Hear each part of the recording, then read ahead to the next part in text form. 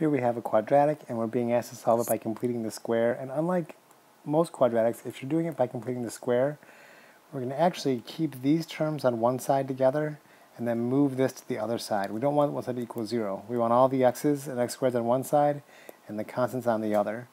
So I'll subtract 23 from both sides, and that will end up giving us x squared minus 12x. I'm going to leave a big old place here for a blank. Equals, I subtracted 23, negative 23, plus a whole other crazy blank over there.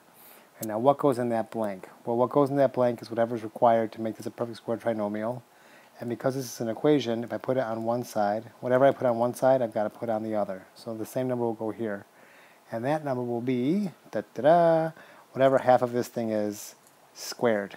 So half of 12, negative 12, is negative 6, and if you square it, you get a 36. So the number I'm going to add to this side is a 36, and this side also will be 36. Now, because of our work with perfect square trinomials from before, we know that this is going to end up being, x minus some number squared, and it's going to be minus because it'll match that sign. And the number that goes here, look at it one of two ways. Either you can look at it as the thing I squared to get this, or whatever half of this was. At any rate, it's going to be a 6 here. And then that's going to equal whatever this ends up simplifying to, negative 36 and, what is that, 13? That's 13. Now we have a quadratic where I'm kind of in a position where I can get rid of this. I can solve it by isolation. That's what I'm trying to say. So I'm using that PEMDAS in reverse. Outside of the parentheses, there's nothing to add or subtract. Outside the parentheses, there's nothing to multiply or divide. But I can get rid of that square by square rooting. Square root. Square root. So this side then becomes